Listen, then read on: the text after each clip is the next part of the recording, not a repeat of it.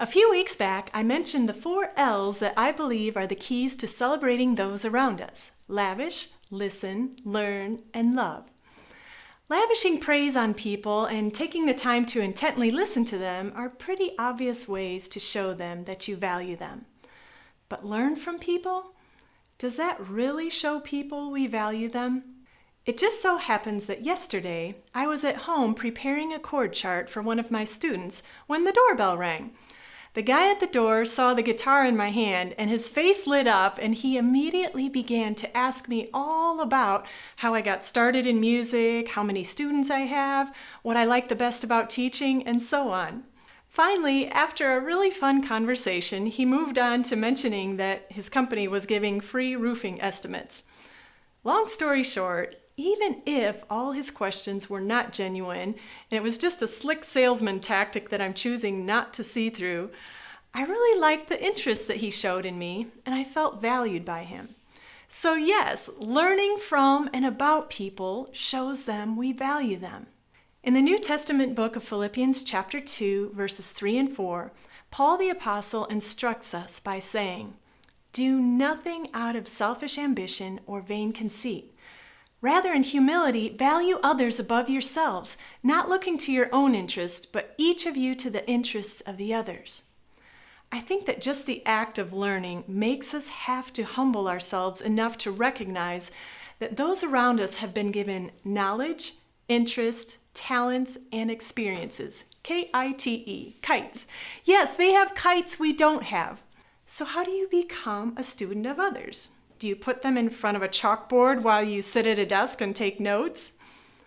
I think being a learner is possibly more about the attitude than the actions. But actions are required, so here are 3 main ideas to get you started. Number 1, get really comfy with playing the role of the student. The student does less talking and more listening. The student doesn't demand control. Her heart is one of submission. Number 2, the best students help the teacher be a better teacher. Give enthusiastic eye contact and full attention. Let your face make it obvious that you're taking great mental notes. And most importantly, the better the questions you ask, the better your chances are of learning and of showing value. Skip or at least speed through the "hey, how's it going?" surfacey kinds of questions. Instead, ask direct questions about their kite.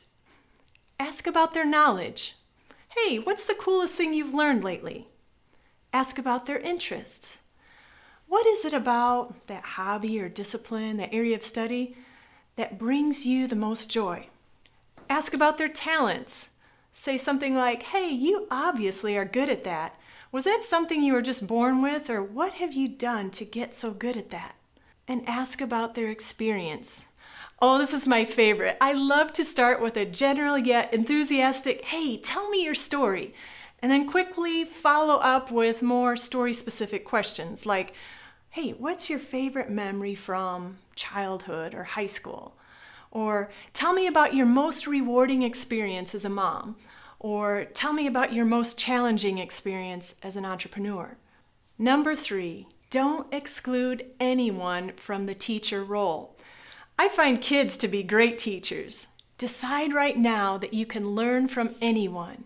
People with no formal education, people with different religious or political views, people who are really bad at things you're good at, or people who annoy you or who've ignored you. Well, those are the big 3, but check out my website to get more great question ideas and leave some favorite people learning ideas of your own.